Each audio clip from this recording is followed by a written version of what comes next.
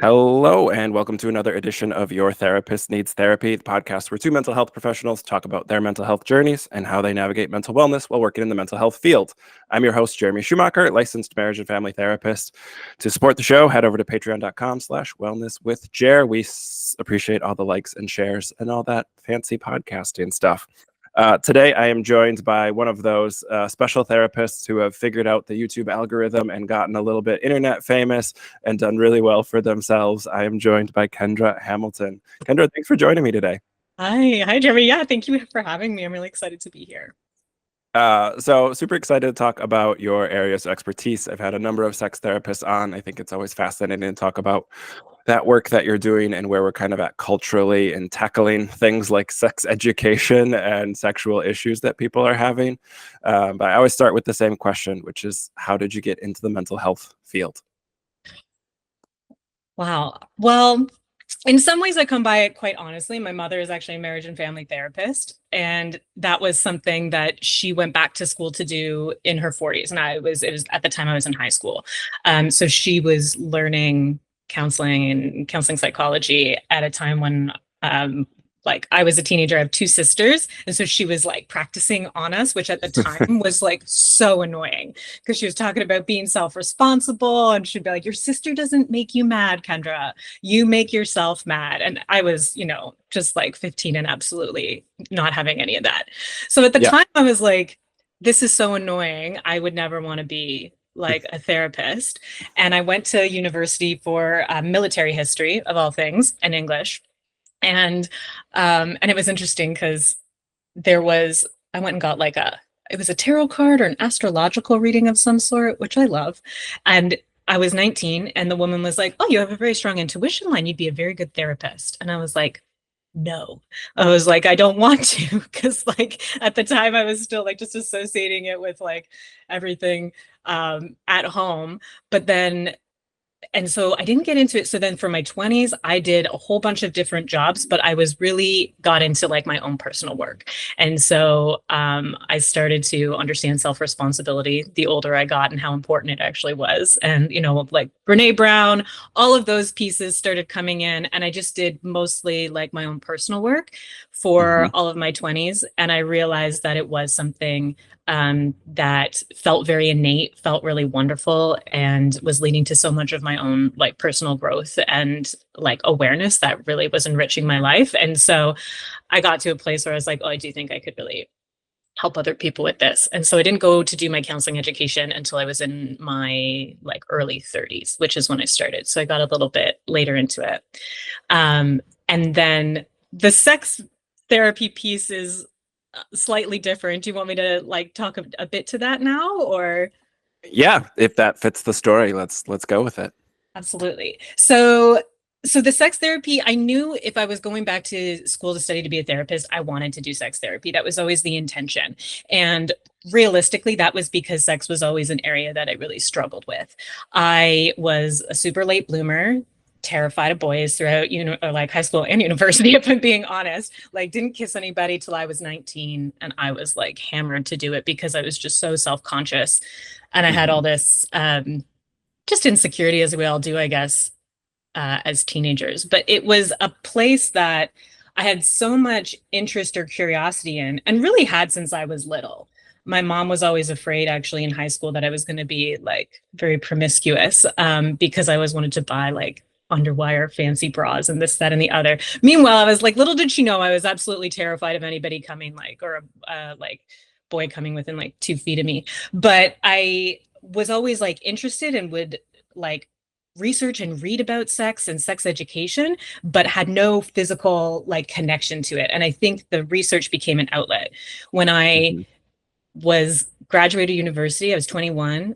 I had never had sex, but I went and I worked at a sex shop, and I started working. I was working at the bank. I was an account manager by day, and then in the evenings I would go and work at this sex shop, and I would teach blowjob seminars, and I would just sit and drink tea and like read all the books that we had in the store and watch all of the porn and write reviews on our website. Like, it was like the weirdest juxtaposition, but I think for me it was like I needed an outlet for this part of life that felt so important and also like such a vital piece at that time of like social currency that I was missing or afraid of. And so I was quite an academic. And so I just was like, I will study this. I will quantitatively try to understand and take in this information.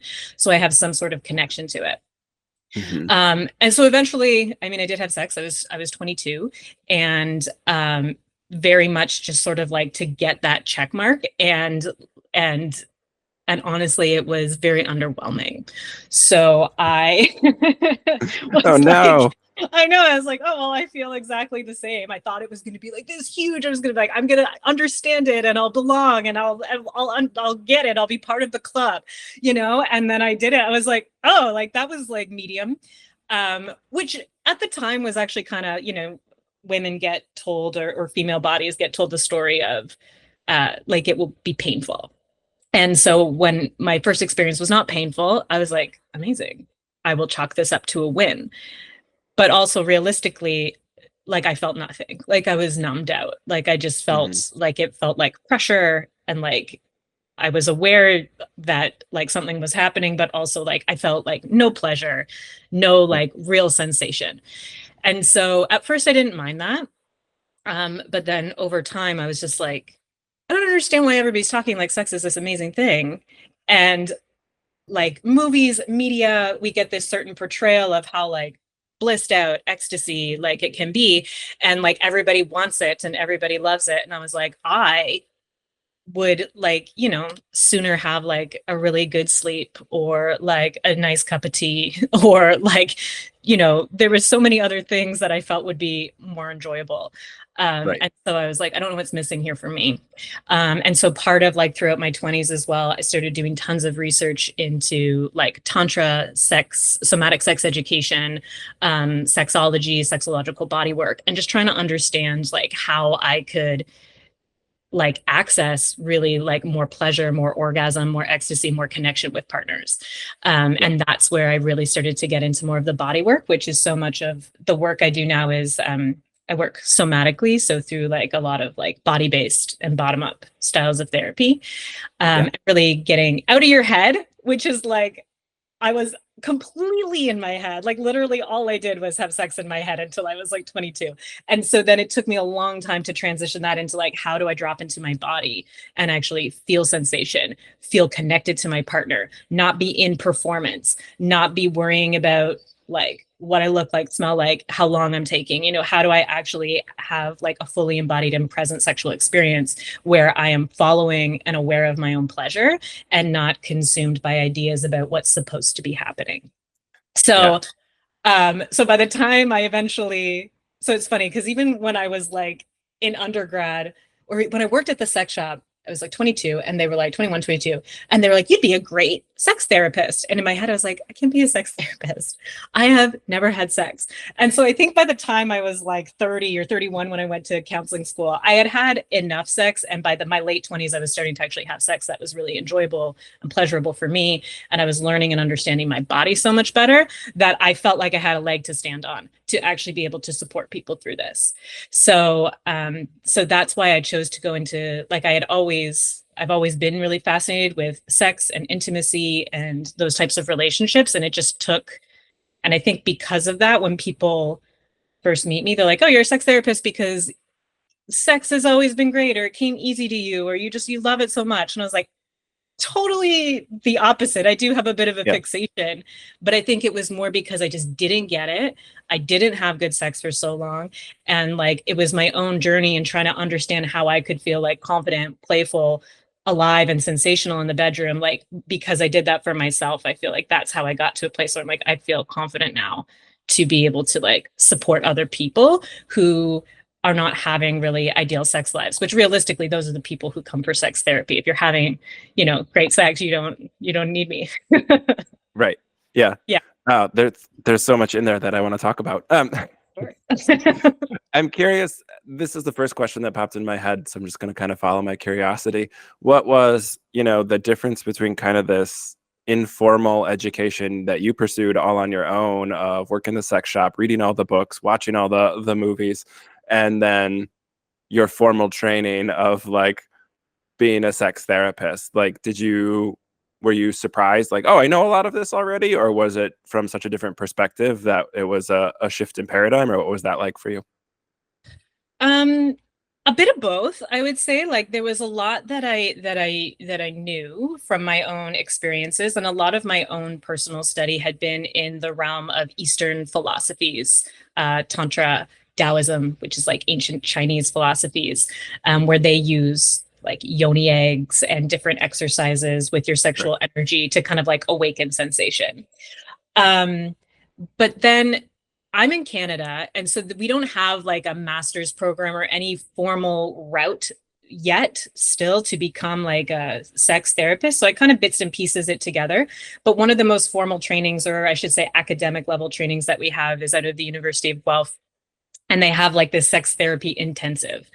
And so it's just a couple weeks where they go through sort of the DSM-5, like the medical model diagnostics around like sexual dysfunction and difficulty and how to recognize that and diagnose it, which um, was helpful, I guess. Like so when I did that, I was like, okay, this makes sense. And it kind of gave me a framework. All of a sudden, I was like, I have all these random trainings and ideas and exercises, but I kind of felt like, even with myself, I'm like, I feel like I'm just kind of like throwing them at the wall and trying to figure out what sticks, right? Right.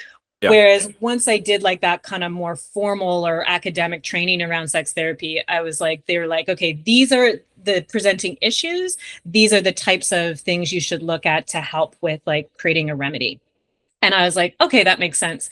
And so it was almost like I took all my informal trainings, and I shouldn't even say that because I've done Tantra certifications and year-long other certifications in sexological bodywork and stuff where I had all these exercises that then I was like, okay, I'm going to take all of these now and put them into this framework where I feel like there's just a bit more order in helping me to actually create like a treatment plan or work with somebody and understand where to like start and an ideal trajectory as opposed to just being like, I know these random breath works. Let's try them and see if it makes a difference, right? Yeah. So it was sort of a combination of those two things where it was helpful to have like the formal education in those pieces that I did.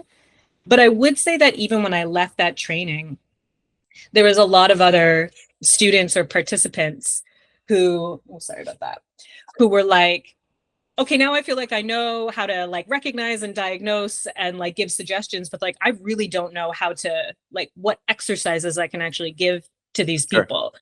Whereas I was like, oh, I felt like and they were like, now I need to go and do more training on like how to understand what kind of body-based work I can give to these people. Whereas I'm like, oh, I did this the opposite way. I've done like all this body-based training work, and now I'm like, oh, thank God I have a framework to like to to create a system or put it together. So Right. yeah. I'm Yeah. not sure. Does that answer your question?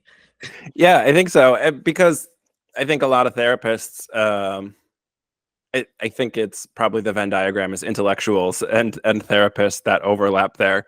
But so this Mhm. idea of like, here's this thing that I don't fully understand. Let me go absorb it intellectually. Let me intellectualize it, and then they don't always do the experiential part. They don't always have the this is what it feels like. This is what I read in the book. This is what the diagnostic manual tells me. This is all the symptoms I'm looking for, but I've not experienced it or felt it myself. So I think that like experiencing part is really important. Yeah, because I would say also with sex therapy, I have found like understanding what's happening. How do I want to say this? Like a lot of the more formal or academic diagnostic type sex therapy is still very talk based. And I find that with most people, like we can talk about why this is the presenting issue, what's going on, and try to help with some of the negative feedback loops. Certainly, talk therapy has a place, but I find most people hit a ceiling because they're like, I don't care why this is happening or where this is coming from, or I know where it came from. I had this type of religious, conditioning, or I had this type of old, early sexual experience that was unwanted. Like I know where this comes from, but like I don't want to talk about like talking about it doesn't mean that my body is responding any differently. Like I just want to know how I can get from here to here. So I've also taken some certifications in like more of a coaching modality, which is very this is where you are now, this is where you want to be, and how do we coach this gap? And I've done coaching like from a body-based perspective to help actually shift the body and move these patterns out, because it's really, you can't think yourself out of like the sexual response, really. Like you can, the feeling, the emotion, and the physical response actually fires so much faster than you can consciously try to like talk yourself out of it or into a different story, that it's very hard to override if you don't go in and kind of work from the bottom up. Yep. So I find like most of the work, like helping to understand what's happening with the client in front of me, is very medical model based. But then in terms of how I actually work with them is very more like fringe methods and like more of the like even esoteric or spiritual or body based and somatic Eastern philosophy type approaches, if that makes Yeah. sense. Yeah. Well, and I work with religious trauma. So you highlighted that like sometimes a lot of strict high control religion will create some, we'll say purity culture is bad for people's sexuality. But getting people like a lot of times again, it's that even some of my clients, they want to intellectualize it. And like I agree with you. I think there's this, the way you said it was, there's a ceiling that a lot of folks hit. Like talking about it is helpful, understanding why it's happening and where it's coming from is helpful. But if you're not able to get in touch with your body and experience it and experience like what safety or comfort feels like, then it's really hard to just talk about those things kind of intellectually. Yeah. So getting into like the profession and working in sex therapy, how did starting a YouTube channel that got pretty big from therapy perspectives? I mean, most of us therapists aren't YouTube famous. How did some of that come about? Was that something that you were kind of interested and passionate about? Was that like a business coach somewhere said something? Like talk about that. I'm always fascinated about some of the behind the scenes stuff that other therapists are doing from a business perspective. Well, so I used to be a journalist. When I was in my late 20s, I went to school for journalism and I was in broadcast journalism for just a few years. I did a lot of radio broadcasts as well as some television broadcast stuff. And so that was very helpful because it taught me a lot about like the video, the editing, how to put things together, and being more comfortable on camera, which I've always loved anyways. And so having those skills was really helpful. And then at the time, I was also working in the fitness industry. I used to teach group exercise class. And that's where I met Sarah, who I made the YouTube channel with. And she was a person, or is a personal trainer and a holistic nutritionist. And on my own sexual wellness journey, those pieces absolutely played a role. Like, I'm like, yes, there's so much to work with psychologically, but also healthy food and healthy movement are so good for generating mood boosting, libido boosting hormones and helping you feel like really energetic, mobile, and passionate within your own body. So we saw this overlap between sort of what we were doing and being like, how can we help people from more of a holistic perspective step into like an optimal wellness place so that they can feel as sexy and alive and vibrant and energetic as possible. So um, so that's where we decided to do the YouTube channel, which is called Eat Squat Come, because we believed that eating healthy food, having healthy movement, and having regular orgasms were some of the best ways to optimize your own biochemistry to create like a really lively and nourishing inner ecology. So we started, and I was like, let's just make a YouTube channel. So we just started, and I think we started around Christmas, and our first video series, we did the 12 days of climax. And it was like a countdown to Christmas, and we released, I think, 2 videos a week at first, and eventually we went down to one. And we just started filming. We literally had like a stand, like point and shoot camera, and we just rested it on like a windowsill and faced like a window. We went and filmed at my dad's house at the time because he had like this really big open living room, and natural light is really better even than a lot of synthetic lighting. So we just faced a window, we set the camera there, and we just recorded. And then we started doing just some really basic editing. We just used iMovie, like nothing fancy.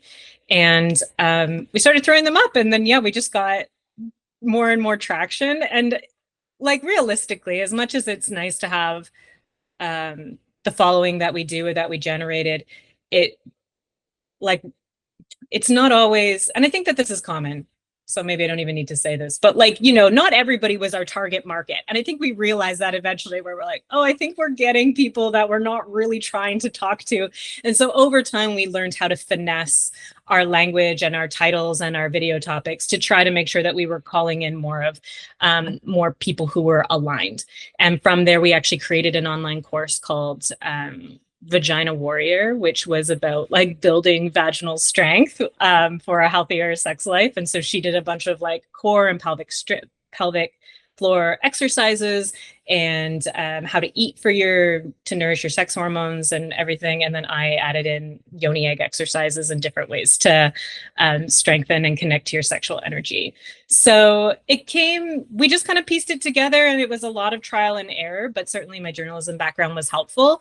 And then we both just, you know, we just tried, and it worked. Yeah. What was so you were maintaining private practice throughout that?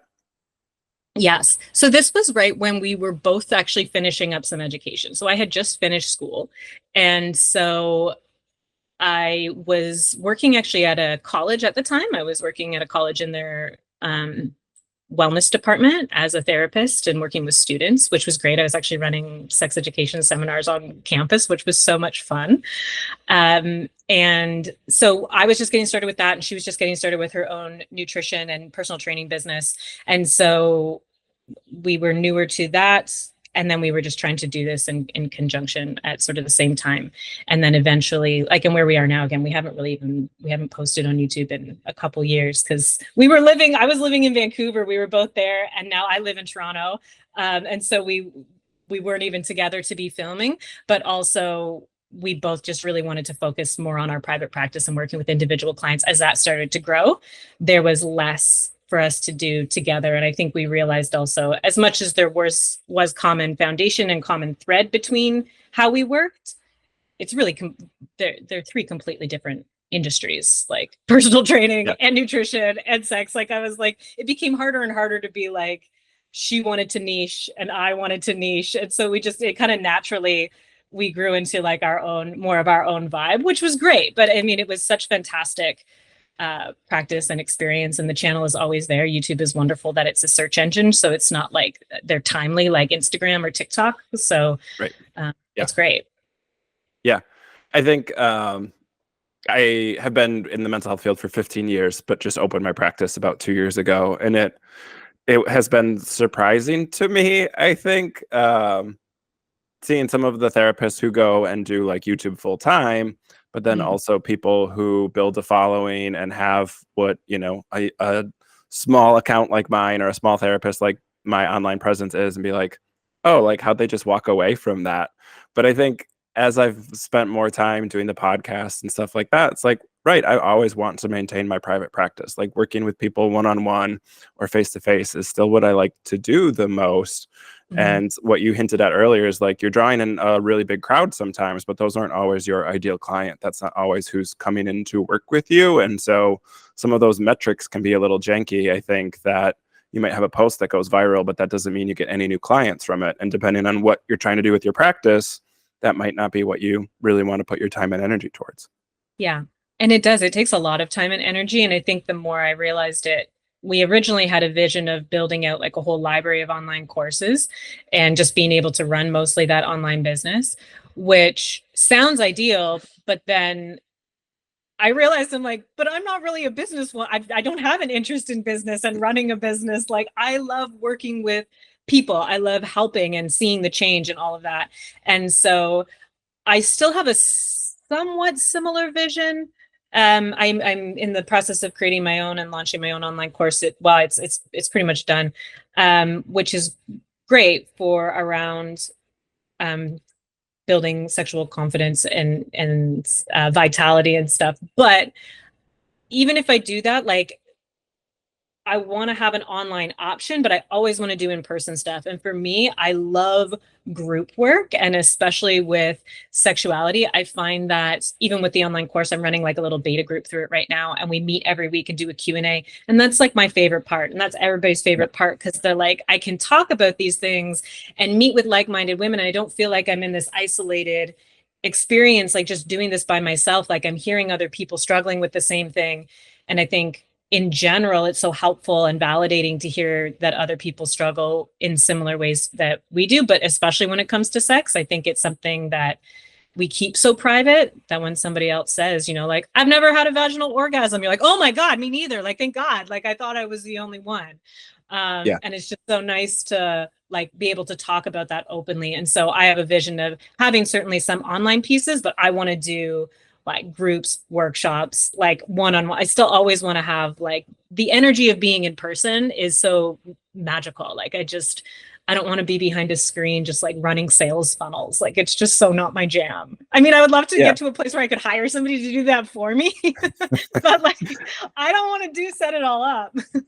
Yeah. Well, and I think, I again, I'm not like an old wise man on top of the mountain, but I think that's been what I've learned in some of this is like, right, what a lot of helpers, whether it's sex educators, therapists, counselors, whatever, like we still like we got into this business because it's the people, like working with the Mhm. people.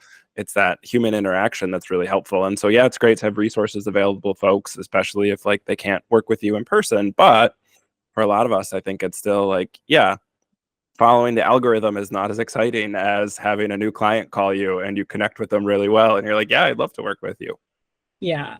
Yeah, absolutely. And seeing the shifts and being able to hold like that space is so wonderful. And it can like, I mean, it's a lot of work. Like, I think there's this idea of you set it up and then everything's automated and you just sit back and you have this passive income. And I'm like, to an extent, maybe after like it's a lot of work to actually get there and then maintain that and be constantly making all the adjustments. Like, I think it's not as shiny as it's often sold to be, if that makes Yeah. sense. And I think you guys maybe timed it well where you got off YouTube maybe before the algorithm started to get in really restrictive around something like sex and needing to edit some of that and censor Mm-hmm. in some cases the language that you use. Yeah, because at the time we never had a video taken down. And we only ever had one video that they said this is not eligible uh for advertisement. And Yep. it was one on anal sex. It was like how to have pain-free anal sex. And they were like, no, like we can't do advertising on this. And we were like, okay, but they still let us keep it up. So and they never blocked us. Right. Whereas now I'm struggling because I'm doing Instagram and I have an account. I get blocked every other day, and I'm like trying to use so many different euphemisms. Like Instagram, like with all due respect, they're a bit of a prude. They like do not like because I'll contest it, and I'll just be like, I wear very it's not overtly sexual at all, but if I say sex, pleasure, sometimes they'll get me on pleasure. Oh man. Libido, they don't like libido. Desire, sometimes orgasm, penetration. Even if I say vagina and penis, like they're just like, I'm like, this is like very anatomical. But they're pretty fussy. And so I've had a hard time on Instagram, if I'm being honest. It's just like really not growing because if they block you, um, like they won't show me to anybody who's not already following me. And even if you're Right. following me, you have to like search for me to see if Search. I've posted something new. Like I don't just show up. And then I get myself unblocked and I'm unblocked for a week and then they're like shut it down again because I can Yeah. never tell exactly what it is. So I don't know if Instagram will be I don't know how long I'll stay on, but I feel frustrated with it. But I guess I get why. I understand why there are certain censors, but it's challenging. It's very challenging with the subject matter that I deal with. So Yeah, and we're coming from a evidence-based practice. We're talking about these things very openly, and using anatomical language is healthy for folks, and talking about these things kind of bluntly and like normalizing that is really healthy for the clients that we're serving. And then yeah. to follow the algorithm is kind of like not best practices. And so it's this balancing act as like trying to find people and help people find you, but also trying to hold yourself to like the standard that you want to be as a therapist. Like I talk about this a lot with suicide prevention. Like you Mm, can't say suicide online, but like to say unaliving is like such a janky thing. And like yeah. I'm old enough where the internet isn't, I remember the internet being a thing, a new thing. So like I didn't grow up with that, and it's just like, yeah, it's so much work, and I'm just like, right, figuring out where you want to put your time and energy, especially for young therapists, I think, who maybe grew up with TikTok or grew up with Snapchat, and some of that's a little bit more native to them, but understanding that Totally. there's a balancing act between how much time and energy you're putting towards that versus like your active caseload. Yeah, for sure. For sure. It's kind of, and that's where I think that's something that I'm still trying to like figure out and balance for myself, where I am making reels and I made myself a promise. I'm going to do a reel a day for a year.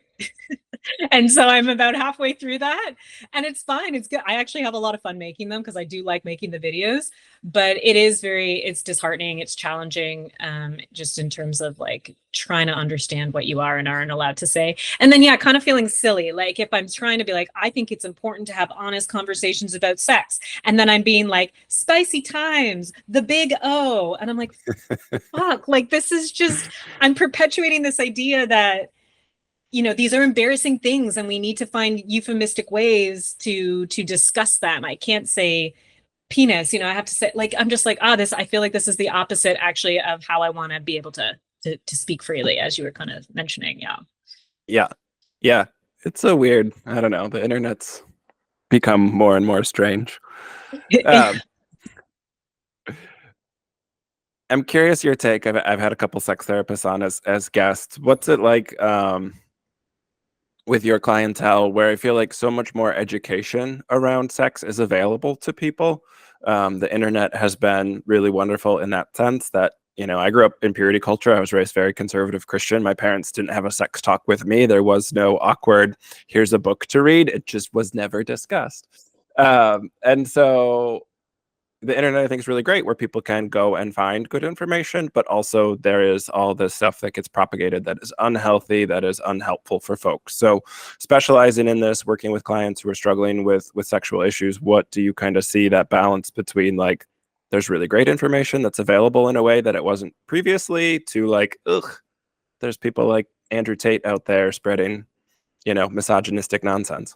Mhm. Yeah, like isn't that the question? I mean, exactly like you said, I think it is great that there are so many, there are platforms to have sex education and give people access to healthy information. But then we're still not educating people on like how to actually find that. I think it's harder to find. And again, because it is censored, like it becomes difficult.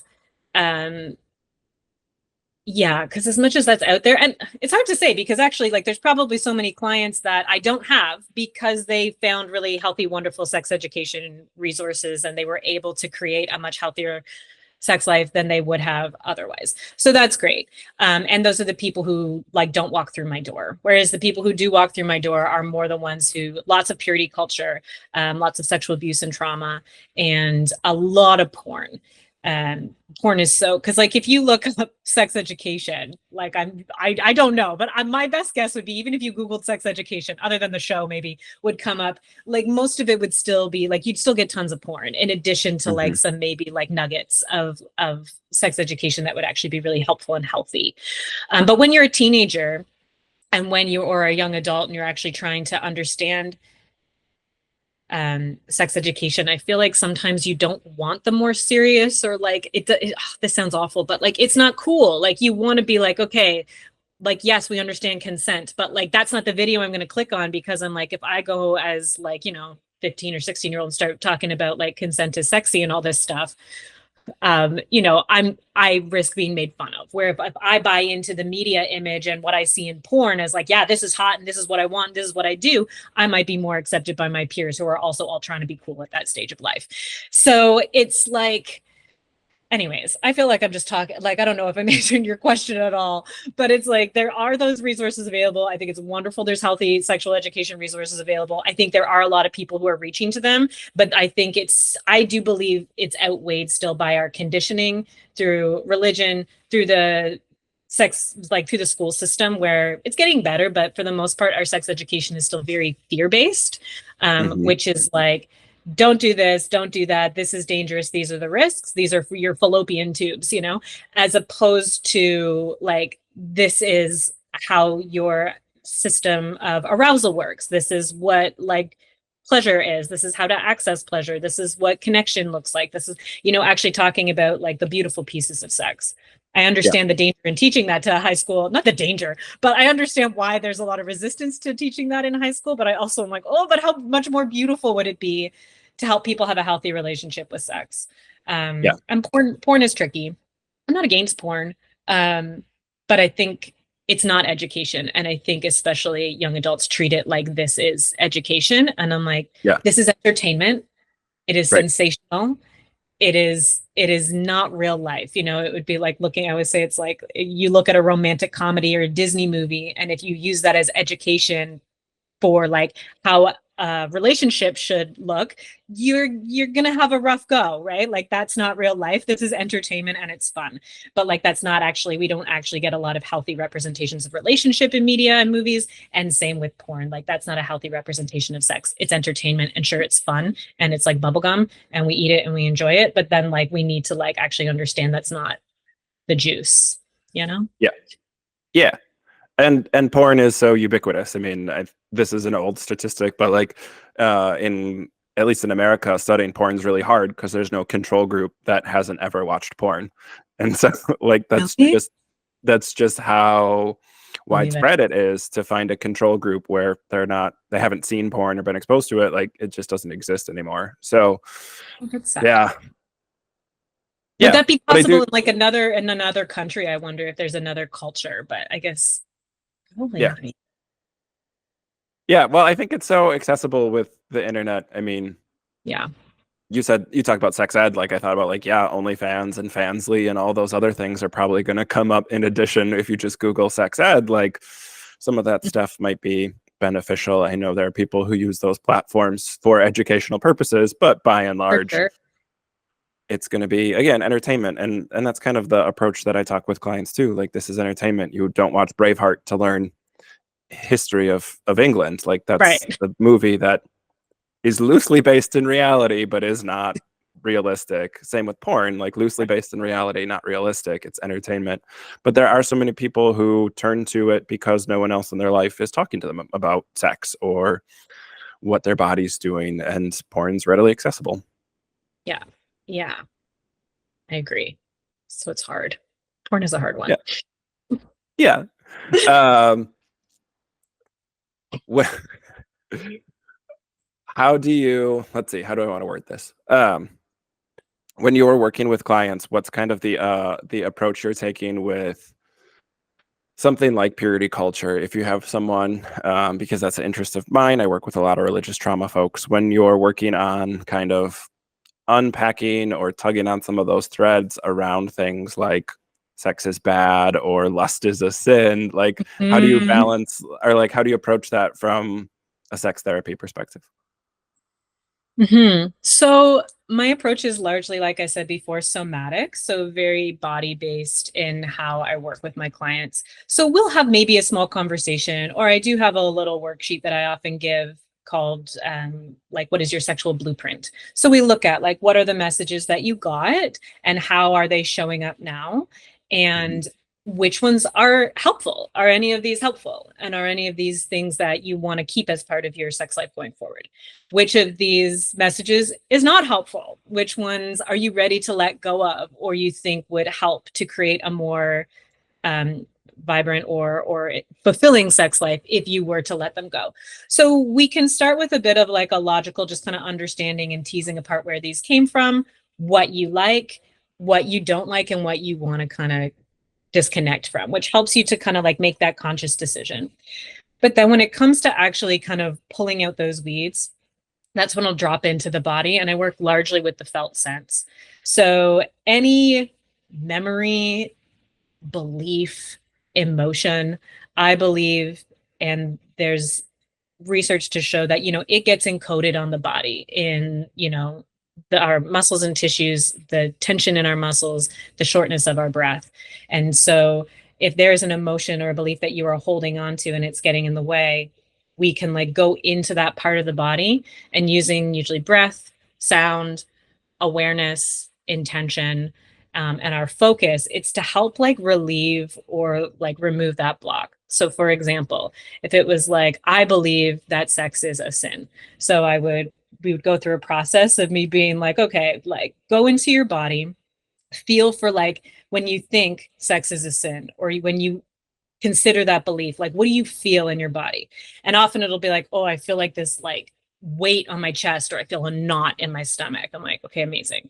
So then we drop into that sensation and Mhm. we like, I'll be like, how can we embody this? I want you to breathe into it, or I want you to sound from it. Or often there's tears, often there's do a lot of growling, we do a lot of screaming in my in my therapeutic space.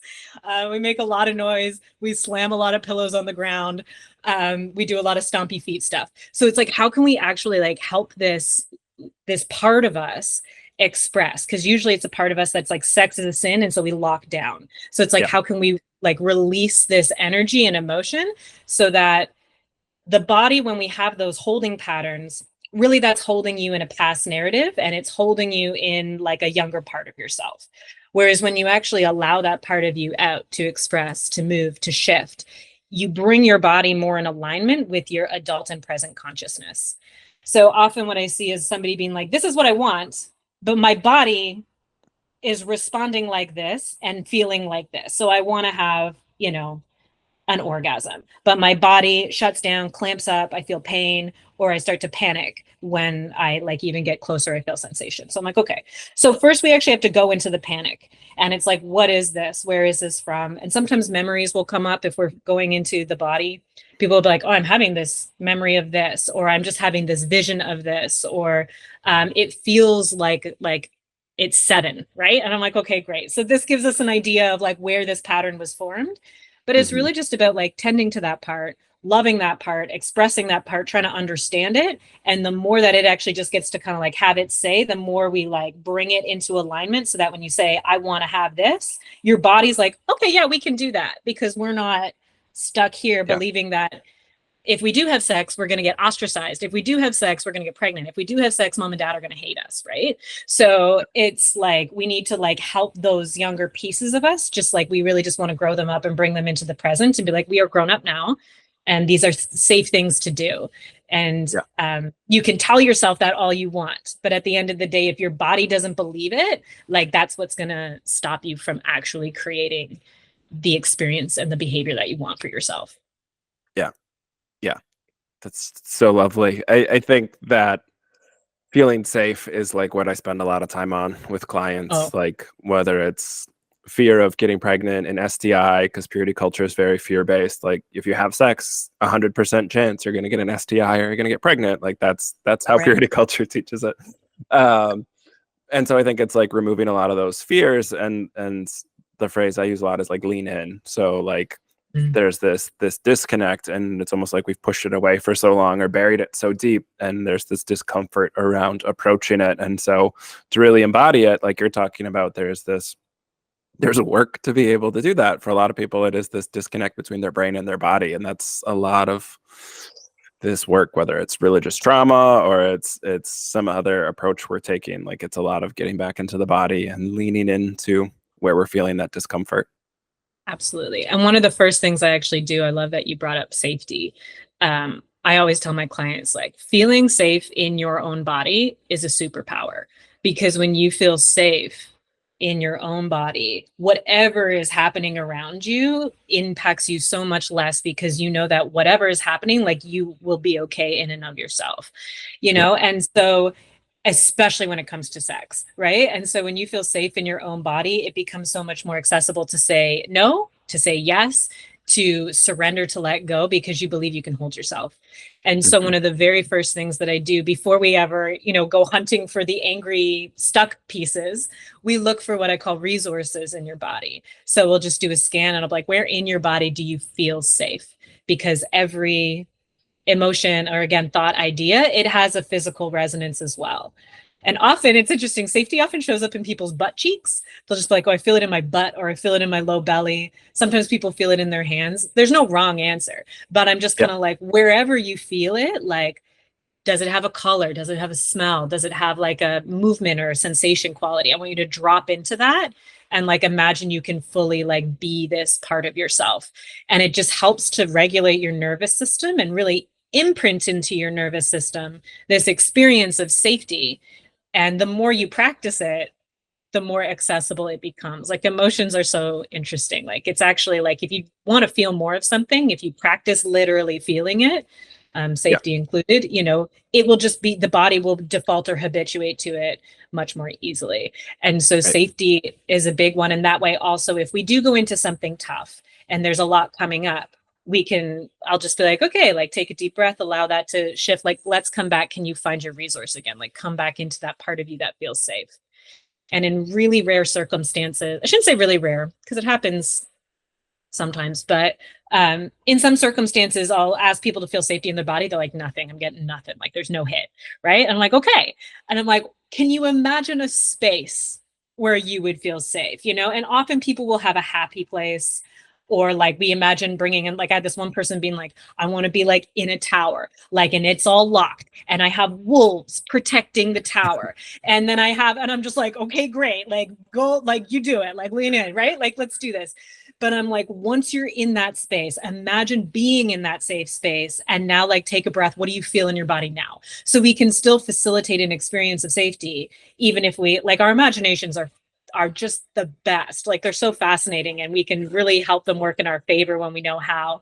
And I love that because over time I've had the clients that I've done that with, every single one of them actually, if they started at a place where like, I can't feel safety in my body, within a couple months, like I'll periodically check in. I'm like, where in your body do you feel safe? And they're like, oh, here. And they'll talk about it so casually. And I'll be like, do you realize Right. that you couldn't feel that? Like 3 months ago, we had to be locked in a tower with wolf protectors, right? Like this is amazing.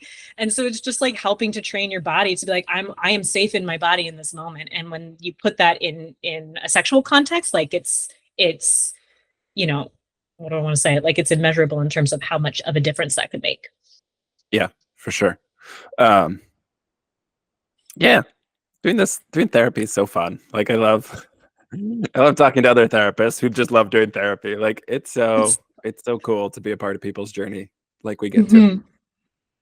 Mhm. Um, little bit of a left turn here, but getting to the theme of the podcast, what do you do and over your career, what have you cultivated to kind of take care of yourself? What do you kind of do for your own mental well-being while working with, some probably traumatic stuff, some secondary trauma, some of that stuff that can be really heavy in the work we do? How do you kind of process? How do you take care of yourself? Yeah. So important. So kind of coming back to the YouTube channel with Eat Squat Come, I think those are my foundations. Like at the end of the day, I really try to eat I still eat chocolate almost every day, don't get me wrong, but like I try to eat as healthy as possible. I try to take care of myself and eat foods that I know make me feel really good. I walk almost every day and try to exercise, 4 or 5 times a week. And I exercise sort of around my menstrual cycle, actually. So it's always different, but I try to keep variety. But I always am trying to move my body, eat well, and sleep. Like, really, sleep is foundational. And I think it's only been in the last 4 or 5, maybe that's generous, 2 years, 3 years that I've been like, I think I need to sleep way more. And I just let myself sleep as much as I need to. And it is so wonderful for just helping me feel like rested, relaxed, not anxious, and calm. So sleep, food, exercise, absolutely. And then in terms of, I make sure I have a balance. After a long day with clients, I absolutely need time to myself. That's usually where I'll go for a walk. And my favorite self-care is I love going to swing in parks. This is like, I'll go and I'll swing in a park. I try to go later so that I don't like creep out the children. They're like, who's this like old woman like saying?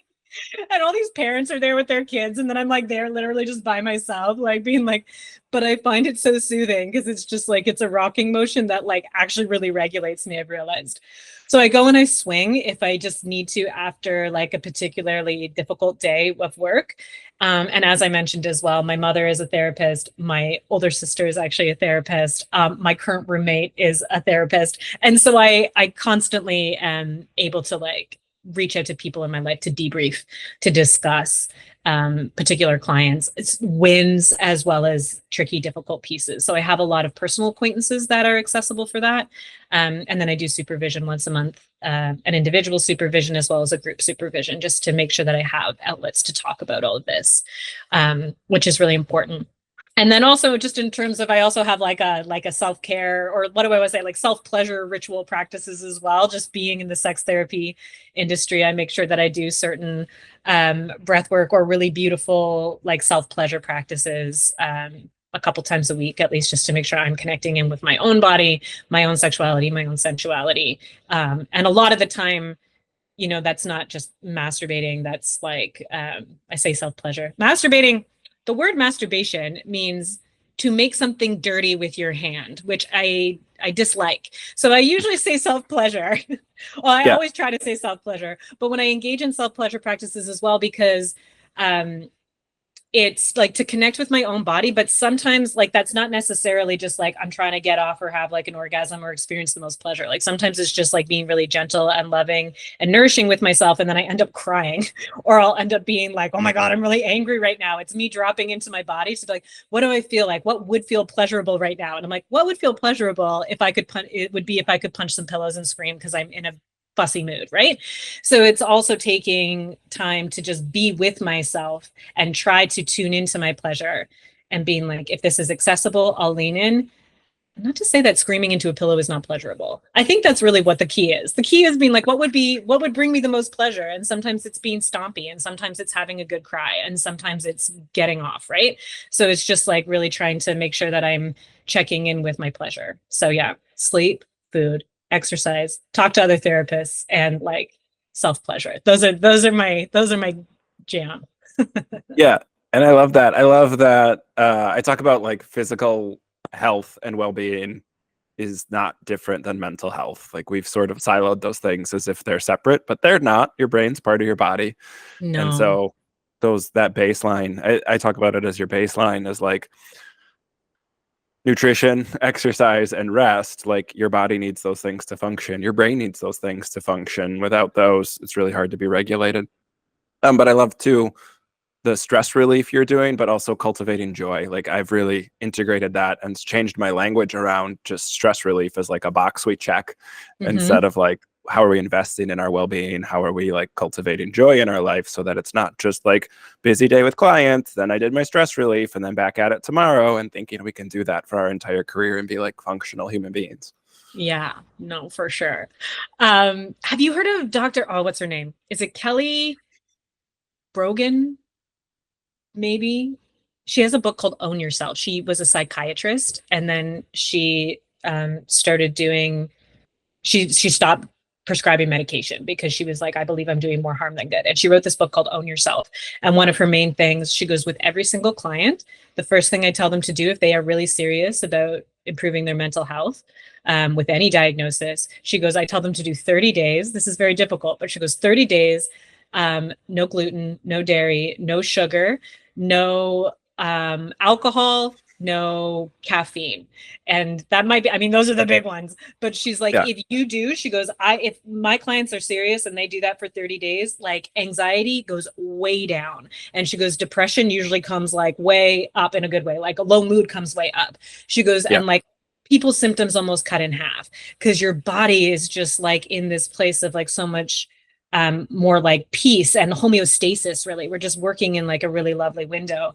And I Mhm. work with a lot of gentlemen who have or who struggle with early ejaculation or premature ejaculation, and one of the first things I ask them about is caffeine. And like, I swear to god, like at least like three-quarters of them are always like, oh yeah, I drink like 7 or 8 cups of coffee a day. Like, you drink 7 or 8 cups of coffee a day? I was like, I Yeah. think this may be impacting why you're just like they're just like they're trying to get everything done so fast, and they're usually highly productive people and very organized people. But I'm like, what you're doing in life and the level that you're operating at, like your penis is just being like, okay, we can do that too, right? It's like we're going to Right. pop off as quickly as possible. But I'm like, Yeah. you can't show up like this in your whole life and then show up in bed and expect to be this like deeply embodied, like earth masculine energy, right? Like we got to cultivate that on all levels. And like even cutting down to 4 cups of coffee a day would likely be helpful. Yeah.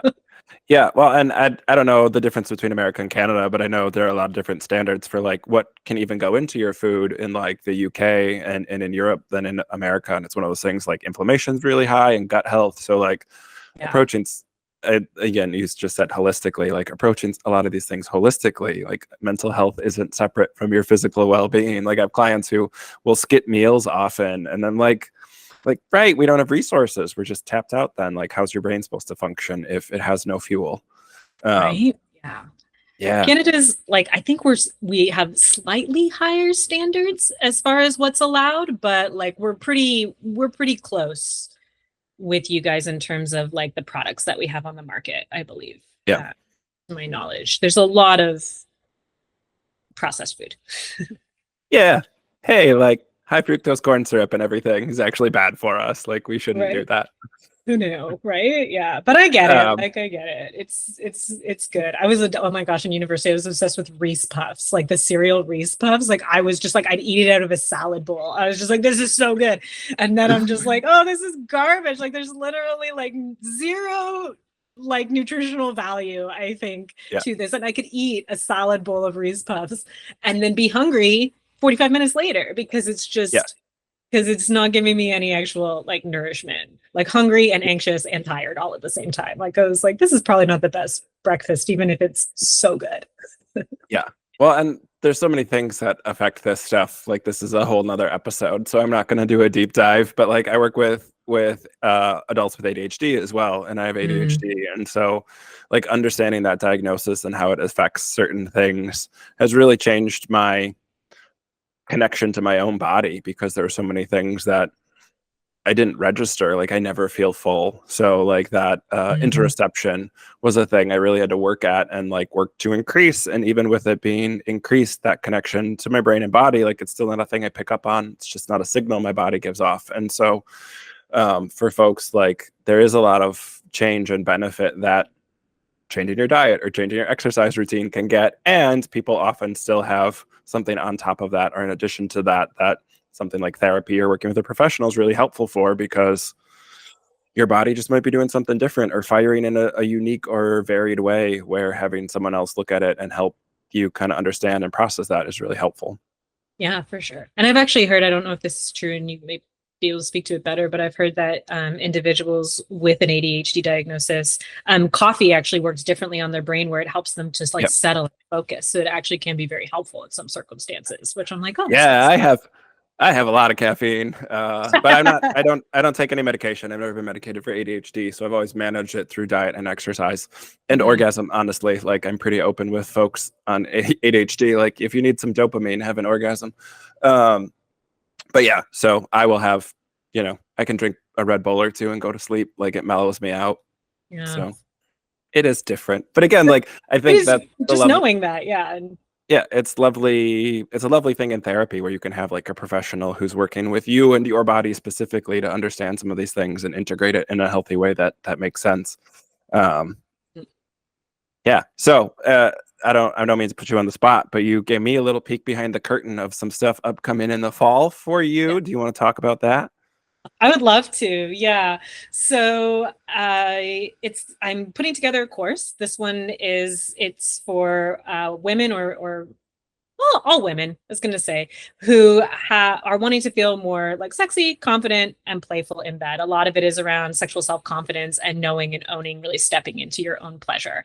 And so I have a course coming up. It's an 8-week course. It's called Bodacious in the Bedroom. It's all done online, and there is psychoeducation and some worksheets built in with like guided audio practices. So the majority of it is somatic body work, where you're getting in and really trying to pull out those roots of some of that conditioning and help to orient your whole body and consciousness into like, what is the sex life that I actually want for myself? So taking you from where you are now sexually, which could be like not wanting, not enjoying, not desiring, or feeling anxious around sex, to, wanting, enjoying, initiating, on a regular basis, and really just feeling like confident in your own body to step into like your own pleasure. Because I believe everybody, but in particular, I mean, it's been my own lived experience as like a woman, to like a woman in her sexual power is like we come alive, like not just in bed, like as you are in bed is how you kind of like show up in life. And so it's about helping you connect to that your own sexual energy, which is in a lot of Eastern philosophies called your life force energy, because it's what actually makes you feel alive, and being able to lead and kind of like radiate forward with that. So that'll be coming, yeah, in September. I would be happy to create a discount code for any of your viewers if they want one. I'm doing like a launch. I'll give you guys like 25% off, and I can send that to you Hey, after. yeah, And yeah, it's 8 weeks, but it's like 6 modules. There's a couple break weeks, and then there's also a weekly Q&A call with me where we go on live. You meet with other people in the course, like-minded women, and just being able to like connect and have like a bit of a community around it as well. yeah, So yeah, I'm really excited about it. yeah. And this is a podcast, so not everyone's seeing your facial expressions, Oh, but just watching you light up while you're talking about it lets me know, like, yeah, it'll be really cool. You're very excited about it. oh, I'm so stoked. Yeah, super, super stoked. And the YouTube channel also is, yeah, it's Eat Squat Com. And again, all those videos are still up there. But for the newer content that I'm posting now is again on my Instagram if I don't eventually get canceled. But it's at the Kendra Hamilton is my handle for Instagram. Yeah, and we will have links in the show notes. I mean, also just kudos to you. The naming and branding you've figured out is pretty excellent. Eat Squat Come, great name. Bodacious in the bedroom, fantastic alliteration. Like two Thank thumbs you. up on naming all of this. But yes, we'll have all those links in the show notes so people can find it, and we'll circle back with when you have your launch so that people can find that. That sounds really awesome. Fantastic. Kendra, thanks so much for taking the time to come on the podcast and talk with us today. It's my absolute pleasure, Jeremy. Thank you for having me. And to all our wonderful listeners, thanks for tuning in again this week. We'll be back next week with another new episode. Take care, everyone.